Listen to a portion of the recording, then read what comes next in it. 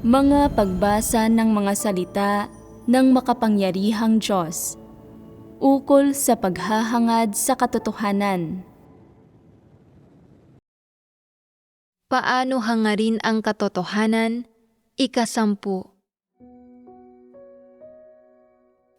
Ang unang pagsasagawa para sa paghahangad sa katotohanan, pagbitiw. Pagbitiw sa mga hadlang sa pagitan ng sarili at ng Diyos, at sa pagkamapanlaban ng isang tao sa Diyos. Una, pagbitiw sa mga kuro-kuro at imahinasyon tungkol sa Diyos. Pagbitiw sa mga kuro-kuro at imahinasyon tungkol sa gawain ng Diyos. F. Hindi binabago ng gawain ng Diyos ang mga likas na kondisyon ng mga tao. Layo nitong baguhin ang kanilang mga tiwaling disposisyon. Kamakailan, naisagawa natin ang ilang pagbabahaginan na may kinalaman sa mga isyu ng mga likas na kondisyon, pagkatao, at mga tiwaling disposisyon. Sa pangunahin, detalyado at partikular nating pinagbahaginan ang tungkol sa ilang pagpapamalas ng tatlong aspektong ito. Sa pamamagitan ng gayong detalyadong pagbabahaginan, nagkamit ba kayo ng kaunting pagkaunawa sa partikular na klasifikasyon ng mga pagpapamalas na ito? Sa pagkakamit ng pagkaunawa sa mga partikular na pagpapamalas ng tatlong aspektong ito, mas malinaw na ba ngayon sa inyo kung bakit kailangang iwaksi ng mga tao ang kanilang mga tiwaling disposisyon o kung anong mga bagay sa mga tao ang kailangang baguhin at iwaksi? Aling mga aspekto ang kailangang baguhin? Alin ang hindi kailangang baguhin? Alin ang dapat isagawa ayon sa mga katotohanang prinsipyo? At alin ang mga likas na kondisyong paunang inorden at isinaayos ng Diyos na hindi kaugnay sa mga tiwaling disposisyon at hindi humihingi sa mga tao na gumugol ng pagsisikap o gumawa ng anumang mga pagbabago? Malinaw na ba ngayon ang mga usaping ito? Pagkatapos ninyong magkamit ng kalinawan, nauunawaan ba ninyo ang kahalagahan ng gawain ng Diyos na linisin ang mga tao, baguhin ang kanilang mga disposisyon, at iligtas sila mula sa impluwensya ni Satanas? Malinaw na ba ngayon kung saano nakatuon ang paggawa at pagsasalita ng Diyos para itustos ang katotohanan at ilantad ang iba't ibang problema sa mga tao?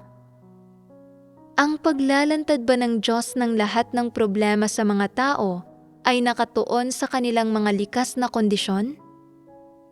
Nakatuon ba ito sa mga likas na depekto ng pagkatao ng mga tao? Hindi. Kung gayon, sa ano ito nakatuon? Pangunahing nakatuon ito sa mga tiwaling disposisyon ng mga tao. Ito ay pangunahing nakatuon sa mga prinsipyo ng pag-asal at pagkilos ng mga tao, sa mga pananaw at saloobin nila patungkol sa Diyos, sa katotohanan, mga positibong bagay, at iba pang gayong mga isyu. Ano ba ang mga tiwaling disposisyon? Nagmumula ang mga tiwaling disposisyon sa kalikasan ni Satanas at naibubunyag mula sa kalikasan ni Satanas. Ang mga bagay na ito ay pawang sumasalungat sa mga katotohanang prinsipyo, walang katotohanan, at mga kilos at pagpapamalas ng paglaban sa Diyos. Ang mga bagay ni ito ang mga pangunahing bagay na lumalaban sa Diyos at ang mga ugat na dahilan kung bakit nagagawang salungatin ng mga tao ang katotohanan, ipagkanulo ang katotohanan, at salungatin ang mga layunin ng Diyos, at pati na ang mga hinihingi ng Diyos. Sa kabilang banda, ang mga likas na kondisyon ay ilang pangunahing, instintibong bagay lamang na taglay ng mga tao mula pagkapanganak, Pero ang buhay na inaasahan ng mga tao sa kasalukuyan para manatiling buhay ay ang mga tiwaling disposisyon. Sa makatwid, ang pakay ng gawain ng Diyos na baguhin ay ang mga tiwaling disposisyon ng mga tao. Dahil mismo ang mga tiwaling disposisyon ay lumalaban sa Diyos at ang mga ito ay kay Satanas, at masasabi na mga pangkalahatang pagpapamalas ng lahat ng negatibong bagay ang mga ito. Ang iba't ibang tiwaling disposisyon na nabubunyag sa mga tao o ang iba't ibang kalagayan at mga detalyadong pagbubunyag at pagpapamalas kaugnay sa mga tiwaling disposisyon ay pawang nauugnay sa mga negatibong bagay. Ang ugat na dahilan ng paglaban ng mga tao sa Diyos sa makatwid ay hindi ang kanilang mga likas na kondisyon o mga partikular na depekto sa kanilang pagkatao, kundi ang buhay na ginagawang pundasyon ang mga tiwaling disposisyon sa pananatiling buhay. Ang buhay na ito ay tumpak na nagmumula kay Satanas.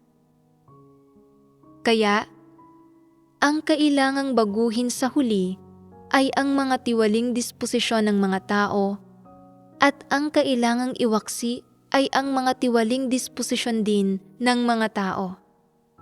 Siyempre, maaari ding sabihin na kapag nagbago ang mga tiwaling disposisyon ng mga tao, saka lang sila makakatigil sa paglaban sa Diyos.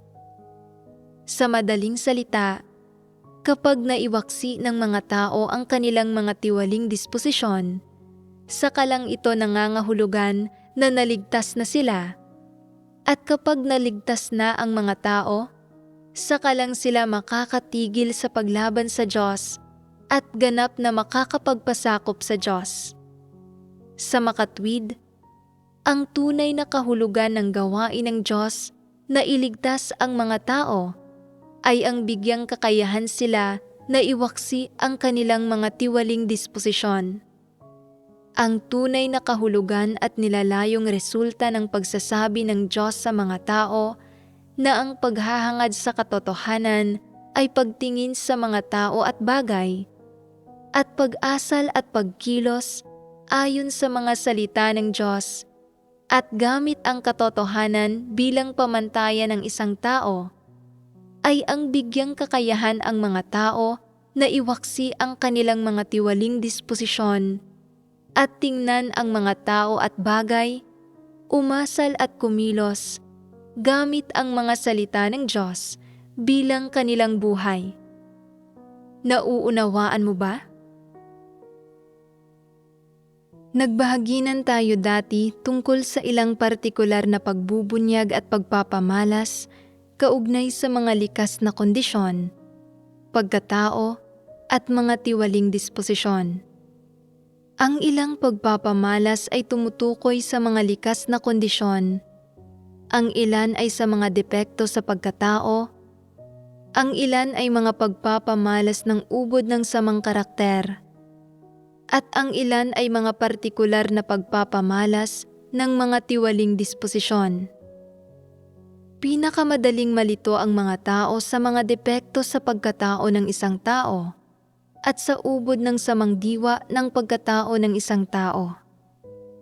Karamihan sa mga depekto sa pagkatao ay napapabilang sa kategorya ng mga likas na kondisyon. Halimbawa, nauutal ang ilang tao kapag nagsasalita, at ang ilang tao ay mainitin ang ulo o mahinahon ang likas na ugali. Ang mga depektong ito sa pagkatao, hanggat hindi napapabilang ang mga ito sa kategorya ng ubod ng samang karakter, ay napapabilang sa loob ng saklaw ng mga likas na kondisyon sa pangkalahatan. Gayunpaman, hindi kaugnay sa mga likas na kondisyon ang ubod ng samang karakter. Ito ay isang pagbubunyag ng isang tiwaling disposisyon at dapat mapabilang sa mga tiwaling disposisyon, hindi sa mga likas na kondisyon. Ito ay dahil Sa loob ng karakter ng isang tao, binigyan siya ng Diyos ng dalawang batayang bagay: konsensya at katwiran. Kung ubod ng sama ang karakter ng isang tao, kaugnay rito ang mga problema sa kanyang konsensya at katwiran. Tiyak na hindi ito tumutukoy sa kanyang mga likas na kondisyon. Tiyak na napapabilang ito sa mga tiwaling disposisyon. Isa itong espesipikong pagpapamalas ng isang partikular na tiwaling disposisyon. Sapat ang mga katunayan para ipakita na pagkatapos gawing tiwali ni Satanas ang isang tao, nawawala ang kanyang konsensya at katwiran. Ang puso niya ay lubusang nilihis ni Satanas at tinatanggap niya ang maraming kaisipan at pananaw na nagmumula kay Satanas, pati ang ilang kasabihan at opinyon mula sa masasamang kalakaran. Kapag umabot sa puntong ito ang mga bagay-bagay, lubusang natiwali at naagnas ang kanyang konsensya at katwiran. Maaaring sabihin na sa panahong ito, tuluyan ang nawala ang kanyang konsensya at katwiran. Ang ipinapakita ay na napakababa at napakasama ng kanyang karakter. Ibig sabihin, bago siya tumanggap ng mga positibong bagay, marami na siyang tinanggap na walang katotohanang bagay mula kay Satanas sa puso niya. Lubhang ginawang tiwali ng mga bagay na ito ang pagkatao niya, kaya masyadong mababa ang pagkatao niya. Halimbawa, pagkatapos niyang tanggapin ang satanikong kaisipan at pananaw mula sa mundo na nagsasabing ang bawat tao para sa kanyang sarili at bahala na ang iba, mapapabuti ba ang kanyang konsensya o mananatiling ganoon pa rin? O lalala ba ito? Lalala ito. At ano ang mga partikular na pagpapamalas ng paglala na ito? Alang-alang sa sarili niyang layon at mga interes, gagawin niya ang kahit ano.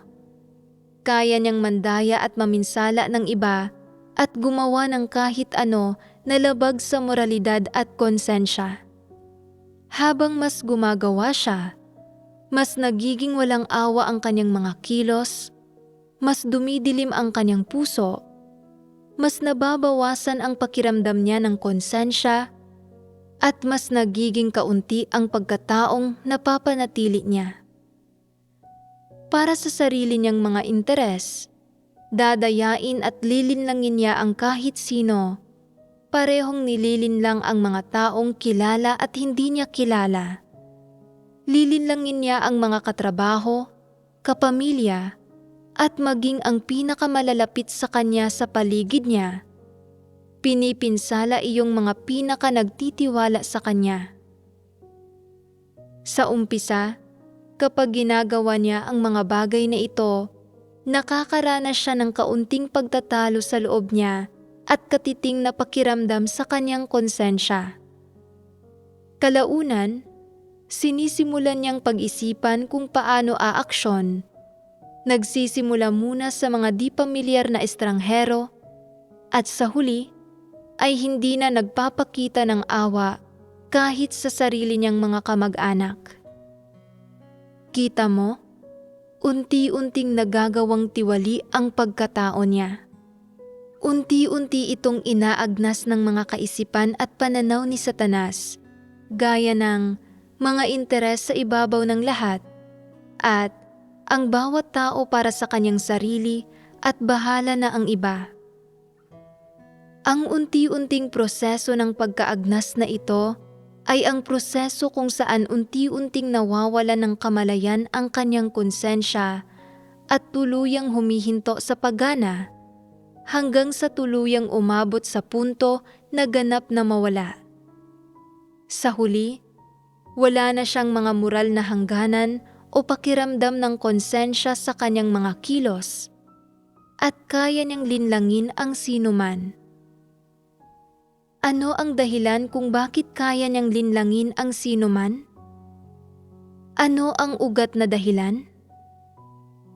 Ito ay dahil tinanggap niya ang mga kaisipan at pananaw ni Satanas at kumikilos siya sa ilalim ng pangingibabaw ng mga kaisipan at pananaw ni Satanas. Sa huli, hindi na gumagana ang konsensya at katwiran ng pagkatao niya. Ibig sabihin, ang mga batayang bagay na dapat taglay ng pagkatao ay ganap ng humihinto sa paggana. Ang mga ito ay lubusang naagnas at nakontrol ng masasamang kaisipan ni Satanas. Ang proseso ng pagkaagnas at pagkontrol ay ang proseso ng pagtanggap niya sa mga kaisipan at pananaw na ito. At syempre, ito rin ang proseso ng paggawang tiwali sa kanya. Habang natitiwali ang konsensya at katwiran ng kanyang pagkatao, ang naipapakita niya sa huli ay na nagiging napakababa ng kanyang pagkatao at sa mas malalalang kaso, nawawala ang kanyang pagkatao. Ang mga ito ang ilang pagpapamalas ng pagkatao ng mga normal na tiwaling tao. Mayroon ding ilang espesyal na kaso kung saan ang ilang tao ay hindi man lang ipinanganak bilang mga tao, kaya hindi masasabi na nagtataglay sila ng konsensya at katwiran. Sa abstraktong pananalita, hindi sila nagreenkarnasyon mula sa mga tao. Bagamat ang usapin ng muling kapanganakan, pagreenkarnasyon, at paglipat ng kaluluwa sa panibagong katawan ay abstrakto at di nakikita ng mga tao, dapat madali itong maunawaan ng mga tao. Isa itong bagay na kayang alamin at arukin ng mga tao. Ang gayong mga tao ay hindi nagreenkarnasyon mula sa mga tao, kaya galing sa ano sila nagreenkarnasyon? Ang ilan ay muling ipinanganak at lumipat ng katawan mula sa mga hayop, at ang ilan ay nagreenkarnasyon mula sa mga dyablo. Ipinanganak silang walang pagkatao. Ang mga taong walang pagkatao ay ipinanganak ng walang konsensya o katwiran. Hindi ito lubos na dulot ng katiwalian. Sila ay likas na mga buhay na Satanas at mga buhay na dyablo. Sila ay nagreenkarnasyon mula sa mga dyablo. Halimbawa, masasamang tao ang mga antikristo. Sila ay nagreenkarnasyon mula sa masasamang tao. Kalaunan sa buhay, tinatanggap nila ang mas marami pang kaisipan at pananaw ni Satanas. Ang orihinal na taglay nila, kapag isinama sa nakukuha nila kalaunan, ay lalong nagpapasama sa kanila. Ang gayong mga tao ay ipinanganak ng hindi nagmamahal sa mga positibong bagay. Sila ay likas na tutol sa mga positibong bagay at lubha nilang nilalabanan at kinasusuklaman ang mga positibong bagay. Sa makatwid, ang pagpapamalas ng pagkatao sa gayong mga tao ay na wala sila ni katiting na konsensya o katwiran. Ganap na imposibleng makakita ng anumang mga merito o mga kalakasan ng pagkatao sa kanila. Siyempre, ang meritong ito ay tiyak na hindi tumutukoy sa pagiging sanay sa pagkanta, sanay sa pagpapahayag ng mga pananaw, o sanay sa isang partikular na teknikal na kasanayan o propesyon. Hindi ang mga ito ang mga meritong tinutukoy. Sa halip, tumutukoy ito sa mga merito ng pagkatao, gaya ng pagiging mabuting loob at mabait, maunawain sa iba, o pagiging may empatiya. Ang mga partikular na pagpapamalas na ito sa loob ng saklaw ng konsensya at katwiran ng pagkatao ay ganap na wala sa kanila. Kaya, ano ang mga pangunahing katangian ng pagkatao ng gayong mga tao? Paglihis at kasamaan. Ang mga ito ang pangunahing mga katangian. Hindi nila minamahal ang mga positibong bagay. Kapag naririnig nila ang tungkol sa mga positibong bagay, kaya nilang kilalanin na tama ang mga ito, pero hindi nila kailanman tinatanggap ang mga ito. Ang lahat ng nasa puso nila at lahat ng ibinubunyag nila ay nauugnay sa paglihis at kasamaan. Ito ay isa sa mga pangunahing katangian ng mga tao na ang likas na pagkataong diwa ay masama. Ang gayong mga tao ay nagreenkarnasyon at lumipat ang kanilang kaluluwa sa panibagong katawan mula sa mga dyablo at mga satanas. Kahit walang artipisyal na pagtatanim sa isip, pagtuturo, pag-impluwensya, o pagkokondisyon kalaunan sa buhay, lubha na silang masama. Sila ay likas na ganitong uri ng mga nilalang. Ang mga kaisipan at pananaw nila ay likas na nagtataglay ng maraming esensyal na bagay na kay Satanas. Dagdag pa roon, tumatanggap sila ng mas marami pang walang katotohanang kaisipan at pananaw mula sa masasamang kalakaran ni Satanas pagkatapos maisilang. Kaya, maaaring sabihin na ginatungan ang apoy ng kalikasang diwa ng gayong mga tao, mas lalo pa itong nagiging masama at malala. Ibig sabihin, nagtataglay ito ng bawat nakalalasong katangian na maiisip at nagiging mas lalo pang malubha. Ang mga ito ang dalawang espesyal na kaso ng mga taong nagreenkarnasyon mula sa mga hayop at ng mga taong nagreenkarnasyon mula sa mga dyablo.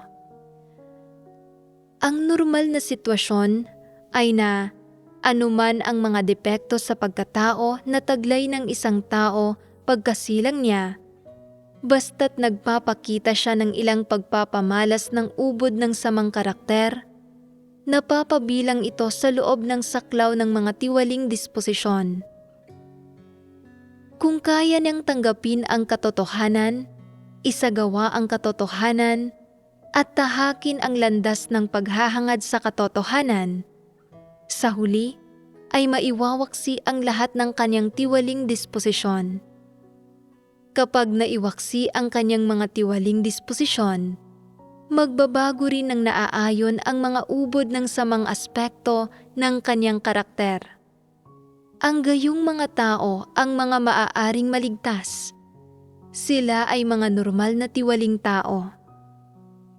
Kahit na nagpapakita ka ng ilang pagpapamalas ng masamang karakter o wala kang integridad, o ang ilang pagpapamalas ng iyong pagkatao ay hindi umaayon sa katotohanan at kasuklam-suklam sa iba, hanggat ang iyong konsensya at katwiran ay umiiral pa rin at kaya pa ring magsilbi bilang ang mga batayang kondisyon kung paano mo tinitingnan ang mga tao at bagay at kung paano ka umasal at kumilos. Ibig sabihin, naiimpluwensyahan pa rin ng iyong konsensya at katwiran kung paano ka tumitingin sa mga tao at bagay at umaasal at kumikilos at gumagana pa rin sa iyo ang iyong konsensya at katwiran. Kung gayon, sa huli ay maaaring baguhin ang iyong mga tiwaling disposisyon. Kung hindi kayang kontrolin o giyahan ng konsensya at katwiran ng isang tao ang anumang bagay na ginagawa niya, maaaring sabihin na ang ganitong uri ng tao ay hindi kayang tumanggap ng katotohanan at lalo pang hindi kayang magsagawa nito. Kaya, hindi madaling maiwawaksi ang mga tiwaling disposisyon ng gayong mga tao. Bakit ganito? Dahil hindi gumagana sa anumang paraan ang konsensya at katwiran ng gayong mga tao. Wala na silang pagkakataon na tumanggap ng katotohanan at hindi na sila nagtataglay ng mga batayang kondisyon para sa pagtanggap ng katotohanan. Napakahirap para sa mga taong ito na iwaksi ang kanilang mga tiwaling disposisyon. Sa makatwid, anuman ang mga problemang umiiral sa iyong pagkatao, suriin ang iyong sarili para makita kung kapag malapit ka ng kumilos sa isang paraan na sumasalungat sa pagkatao o sa katotohanan, nakakaramdam ka ba ng anumang bagay sa iyong konsensya o nakakaramdam ng kirot o pagsaway sa iyong puso? At kung mayroon ka bang hangganan o pamantayan sa puso mo para sukatin kung dapat bang gawin o hindi gawin ang usaping ito? Kung ang paggawa ba ng usaping ito ay sumasalungat sa moralidad o konsensya? At ang mas malalim pa, kung lumalabag ba ito sa mga katotohanang prinsipyo? Kung may pakiramdam ka ng konsensya, kung kaya mong sukatin na sumasalungat sa pagkatao at sa katotohanan ang usaping ito, at sa ilalim ng paggana ng iyong konsensya at katwiran, ay kaya mong pigilan ang sarili mo at panatilihing kontrolado ang mga kilos mo. Kung gayon, mayroon kang pagkakataon o posibilidad na magawang tanggapin ang katotohanan at magsagawa ayon sa mga katotohanang prinsipyo. Pero, kung kapag gumagawa ng anumang bagay, wala kang anumang nararamdaman sa iyong konsensya, hindi mo kayang sukatin kung ano ang pamantayan para sa usaping ito o kung dapat mo ba itong gawin, at hindi mo alam kung ang paggawa sa bagay na ito ay umaayon ba sa pagkatao, katarungang moral o sa mga katotohanang prinsipyo. At higit pa roon, kapag ginagawa ang bagay na ito, sumasalungat ito sa konsensya, pagkatao, o sa mga katotohanang prinsipyo, pero hindi gumagana ang iyong konsensya para pigilan ka sa paggawa nitong mali at negatibong bagay. Kung gayon, ang mga taong tulad mo sa pangkalahatan ay walang pagkakataon na matanggap ang katotohanan. Ang sumusunod ay na wala kang pagkakataon na iwaksi ang iyong mga tiwaling disposisyon. Kung kaya ba ng mga tao na iwaksi ang mga tiwaling disposisyon, ay nakasalalay sa kung kaya ba nilang tanggapin ang katotohanan. Napakalinaw nito. At kung kaya ba ng mga tao na tanggapin ang katotohanan, ay nakasalalay sa kung mayroon ba silang pakiramdam ng konsensya. Kaya, paano makikilatis kung mayroon bang pakiramdam ng konsensya ang isang tao? Kinakailangan na tingnan kung kapag gumagawa ng mga bagay-bagay, mayroon ba siya ng pinakabatayang konsensya na dapat taglayin ng pagkatao?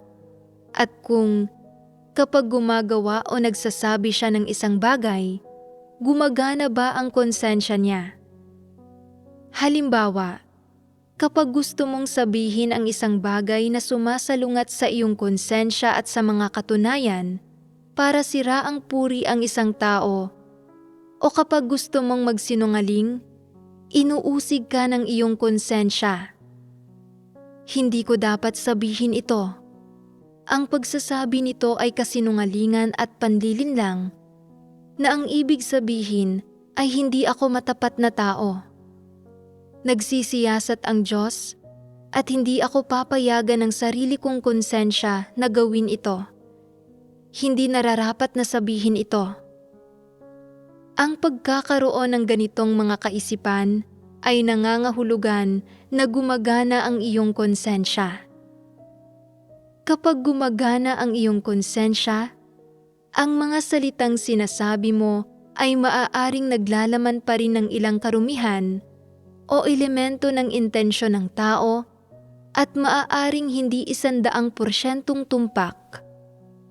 Gayunpaman, sa ilalim ng epekto ng iyong konsensya, ang mga salitang sinasabi mo ay medyo angkop na.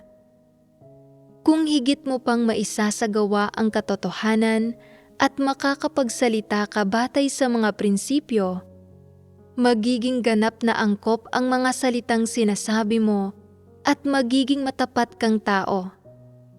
Pero kung ang isang tao ay hindi nasasailalim sa paggana ng konsensya, hindi palaging ibig sabihin na nagagawa niyang maging isang matapat na tao o magsalita ng matatapat na salita. Halimbawa, kapag tinatanong siya ng ang itaas tungkol sa isang tao, maaaring isipin niya, hindi na masama ang taong iyon, mahusay ang kakayahan niya, at napakabuti rin ng pagkatao niya. Nagtatanong ba ang itaas tungkol sa kanya para iangat siya? Kung iaangat siya, ibig sabihin niyon ay hindi ako iaangat. Hindi ko pwedeng sabihin ang totoo. Sasabihin ko na lang nakatamtaman siya. Nagsisimula siyang mag-isip kung paano magsasalita sa paraang makikinabang siya. Kapag nag-iisip siya sa ganitong paraan, gumagana ba ang konsensya niya? Wala siyang konsensya at hindi siya nasasailalim sa paggana ng konsensya. Ang mga taong walang konsensya ay walang pagkatao. Sinasabi nila ang anumang gusto nilang sabihin at nagsisinungaling sila kailanman nila gustong magsinungaling. Bakit hindi mabigat sa loob nila ang pagsisinungaling? Dahil hindi sila nasasailalim sa paggana ng konsensya. Kaya naman, walang konsensya o katwiran na pumipigil sa kanila sa puso nila, ni walang anumang pumipigil na lakas. Sa huli, kaya nilang magsabi ng mga kasinungalingan at tuparin ang kanilang mga personal na pagnanais na magsinungaling ayon sa sarili nilang kalooban. Sa huli, ano ang diwang ipinamalas ng gayong mga tao? Ito ay ang paggawa ng mga bagay-bagay ng walang pumipigil na lakas ng konsensya, na nangangahulugan na hindi sila nasasailalim sa paggana ng konsensya. Ang mga taong hindi nasasailalim sa paggana ng konsensya ay nakakagawa ng mga pagkakamali at ng kasamaan nang hindi nakakaramdam ng paninisi o pagkabagabag sa puso nila. Kaya naman, ginagawa nila ang lahat ng bagay gamit ang sarili nilang mga interes bilang pamantayan. Ang gayong mga tao ay walang anumang pumipigil na lakas at hindi sila nasasailalim sa paggana ng konsensya. Kaya, maisasagawa ba nila ang katotohanan? Hindi nila maisasagawa ang katotohanan. Para sukatin kung anong uri ng pagkatao ang mayroon ka, dapat mong tingnan sa pangunahin kung ang iyong mga salita at kilos ay pinamamahalaan ba ng konsensya at katwiran, at kung kaya mo bang isagawa ang katotohanan, iwaksi ang mga tiwaling disposisyon at kamtin ang kaligtasan. Kung kaya pa ring gumana ng normal ang konsensya at katwiran mo, isa kang taong may konsensya at katwiran. Kung ang mga salita at kilos mo ay hindi napipigilan ng konsensya at katwiran, at kaya mo pang ang kumilos ng ganap na sutil at walang pakundangan ng walang anumang pagpipigil, kung gayon, hindi ka lamang walang konsensya at katwiran, kundi wala ka ring pagkatao. Kung ang lahat ng ipinakikita sa pagkatao ng isang tao ay halos napapabilang sa loob ng saklaw ng ubod ng samang karakter, kung gayon, sa pangkalahatan ay walang pagkatao ang taong ito.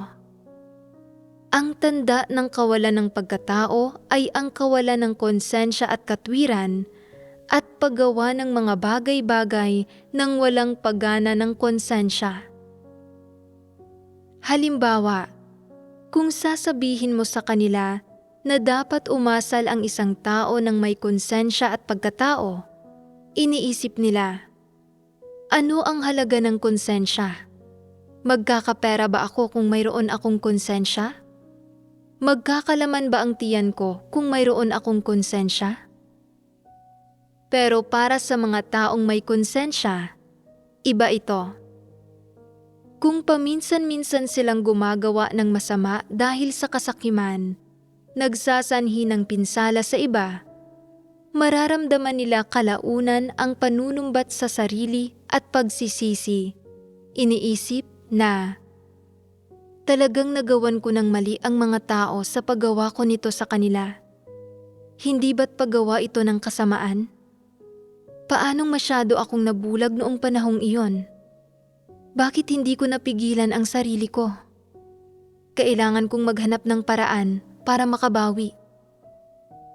Kita mo, nilinlang nila ang isang tao noon at kahit nakapagkamit sila ng kaunting pakinabang, kapag naiisip nila ang pakinabang na ito, nababagabag sila sa puso nila at kinamumuhian nila ang sarili, iniisip na, paanong nagawa ko ang isang bagay na gaya nito? Hinding-hindi ko na ito pwedeng gawin ulit sa hinaharap.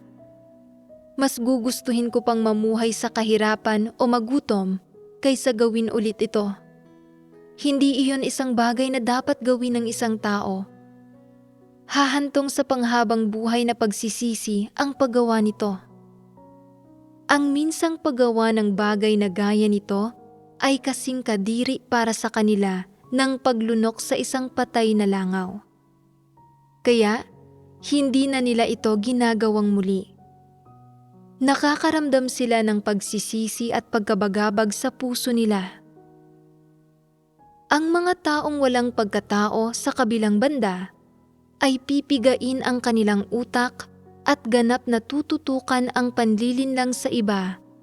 Lubusang nililinlang ang mga ito ng walang pag-aalinlangan.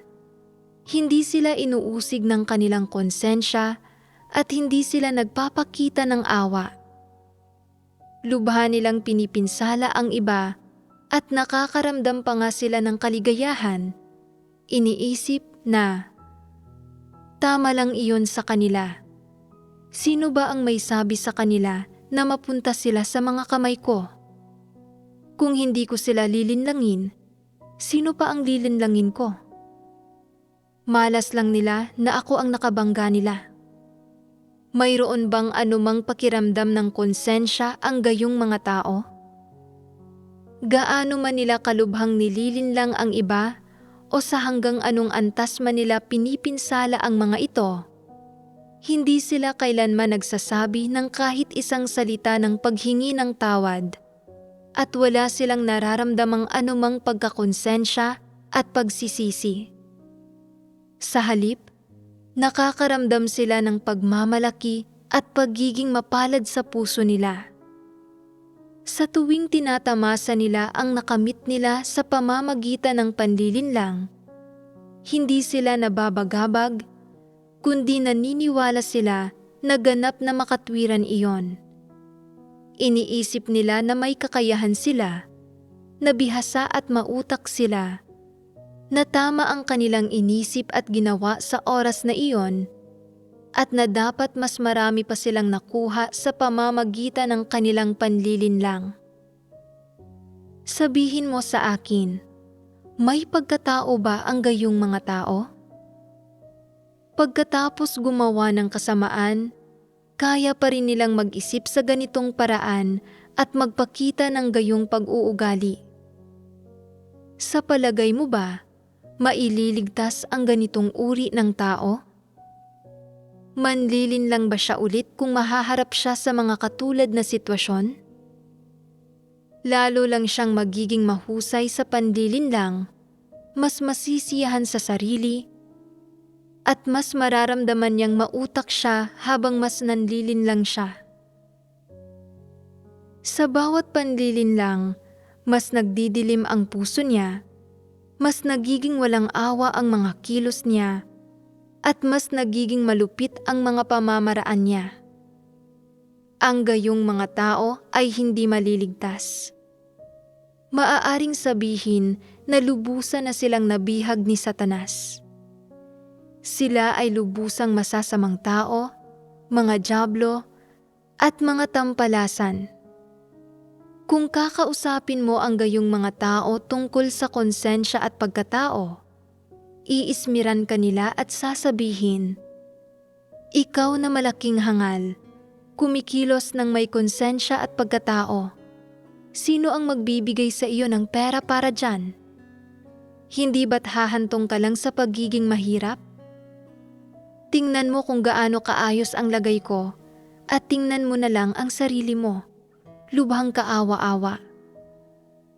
Iismiran at hahamakin ka nila. Ang gayong pagkatao ay lubos na walang konsensya. Ang konsensya ng gayong mga tao ay lubusan ang nawala. Tuluyan na silang inangkin ng mga dyablo at naging tunay na mga buhay na dyablo. Sa makatwid, huwag makipag-usap sa gayong mga tao tungkol sa katotohanan. Hindi nila ito kayang tanggapin. Niwala silang normal na pagkatao, kaya paano nila matatanggap ang katotohanan? Ang mga taong kayang tumanggap ng katotohanan ay may hangganan pagdating sa pagtingin sa mga tao at usapin at sa pag-asal at pagkilos, lalo na kapag may kinalaman ito sa sarili nilang mga interes. Ano ang hangganang ito? Ito ay ang pagiging napipigilan at nakokontrol ng kanilang konsensya.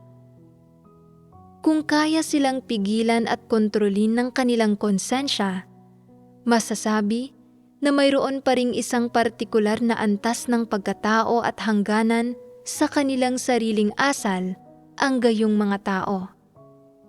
Nangangahulugan ito na kumikilos sila ng may partikular na antas ng kaangkupan. Kapag nakikisalamuha sa iba o gumagawa ng anumang bagay, kung hindi nila nauunawaan ang mga katotohanang prinsipyo o hindi alam kung paano kumilos ng alinsunod sa katotohanan, kaya pa rin nila kahit papaano na sundin ang mga hangganan ng konsensya. Sa madaling salita, mayroon pa ring kamalayan ang kanilang konsensya at gumagana pa ito. Kung gumagana ang kanilang konsensya, may pagkakataon silang tanggapin ang katotohanan. Ang kanilang konsensya ay uunlad sa positibong direksyon at sa huli, ang mga parte ng kanilang karakter na hindi mabuti ay medyo magbabago. Habang unti-unting sumasailalim sa transformasyon ang kanilang karakter, hakbang-hakbang ding maiwawaksi ang kanilang iba't ibang tiwaling disposisyon. Malinaw na ba ito ngayon? Dapat malinaw na makita ng mga tao kung sino ang inililigtas ng Diyos at aling parte ng mga tao ang inililigtas at binabago ng Diyos. Sa isang banda, dapat mayroon silang malinaw na pagkaunawa sa kanilang sarili, at sa kabilang banda, dapat mayroon din silang pagkilatis tungkol sa mga nasa paligid nila. Tungkol sa mga pagpapamalas ng ubod ng samang karakter, ang ilan sa mga ito ay may kinalaman sa pagbubunyag ng mga tiwaling disposisyon. Pangunahing tinutukoy nito ang mga pagpapamalas na lumalabag sa katotohanan at naghihimagsik laban sa Diyos at lumalaban sa Diyos. Sa mga mata ng mga tao, ang gayong mga kilos ay hindi lumalabag sa batas at hindi makokondena ng batas, pero kinokondena ang mga ito ng Diyos. Ang mga ito ay nabibilang sa mga tiwaling disposisyon. Ang iba pang mga pagpapamalas ng ubod ng samang karakter ay hindi lamang kinapapalooban ng mga tiwaling disposisyon, kundi tumutukoy rin sa problema ng pagkakaroon ng malupit na pagkataong diwa. Ang gayong mga tao ay may kakayahang gumawa ng kahit anong uri ng masamang gawa at sila ay lubos na masasamang tao. Kung ang isang tao ay may mga problema sa kanyang karakter sa isang aspekto lamang, pero nagsasalita at kumikilos pa rin siya ng may konsensya at katwiran, at gumagawa lang siya ng kaunting kasamaan sa mga espesyal na sitwasyon, kung gayon, hindi siya isang masamang tao. Ang masasamang tao ay walang anumang konsensya o katwiran. Kaya bang gumawa ng mabubuting bagay ang mga taong walang konsensya at katwiran? Hinding-hindi. Kaya ba nilang isagawa ang katotohanan? Lalong hindi. Kung ang konsensya ng isang tao ay gumagana at mayroong pumipigil na lakas, kung gayon, maaaring mapabuti ang kanyang karakter at pag-uugali sa ilang antas.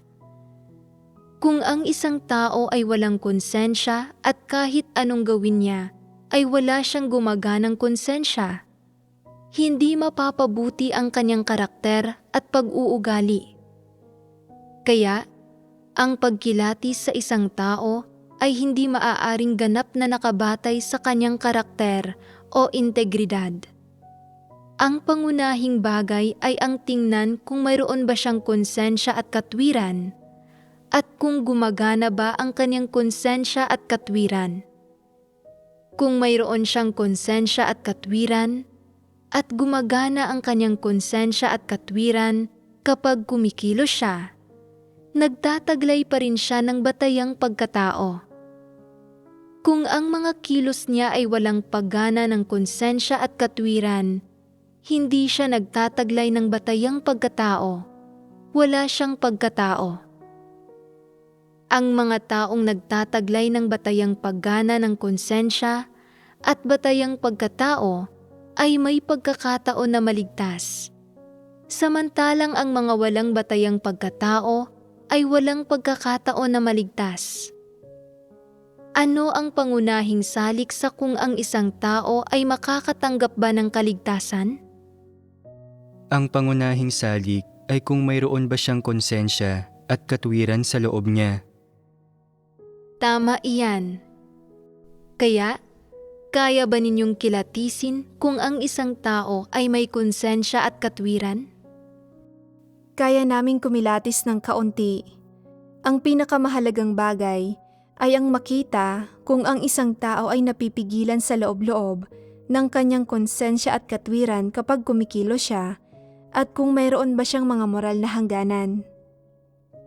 Pagdating sa doktrina at teorya, ganito ito ipinapaliwanag. Mayroon ba kayong anumang konkretong halimbawa?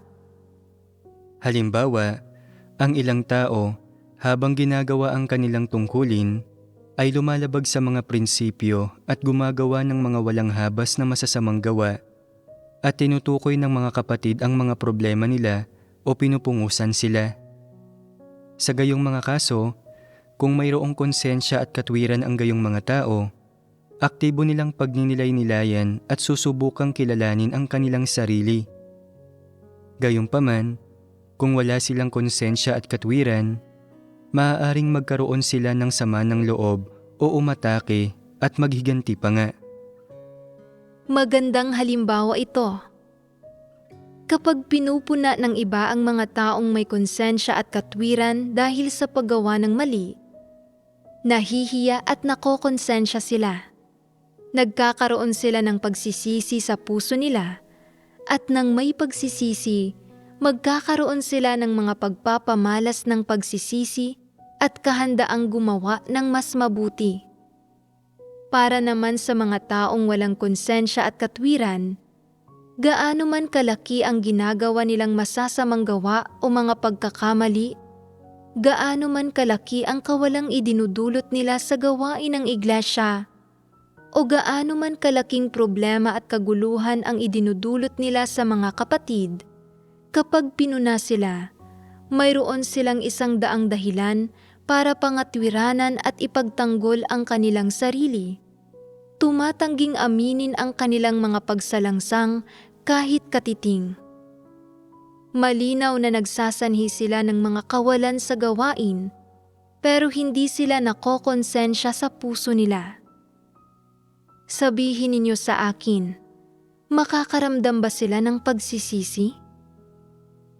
Hindi sila makakaramdam ng pagsisisi. Makakapagsisi ba ang mga taong walang pagsisisi? Hindi. Ang mga tao bang hindi makakapagsisi ay mga tao na tumatanggap ng katotohanan? Patuloy ba nilang gagawin ang parehong mga bagay? Hanggang kailan? Dahil wala silang pakiramdam ng konsensya, patuloy nilang gagawin ito. Tama. Patuloy nilang gagawin ito. Kahit anong sabihin ng iba, hindi sila makikinig. Sadyang ganito ko ginagawa ang mga bagay-bagay, gustuhin mo man o hindi. Ano ba ang kinalaman sa akin ng pagdusa ng mga kawalan ng gawain ng iglesia? Ang mahalaga lang ay na hindi ako mismo ang nagdurusa ng mga kawalan. Ganito ang pananaw nila. Sige, iyon na lahat para sa ating pagbabahaginan tungkol sa paksang ito. Pag nilayan ang ating napagbahaginan, itugma ito sa inyong sarili at sa mga bagay at taong nasa paligid ninyo. Unti-unting unawain ito at gamitin ang mga salitang ito para tingnan ang iba, tingnan ang mga bagay-bagay at tingnan ang sarili ninyo. Unti-unti, magkakamit kayo ng pagkaunawa sa mga bagay na ito.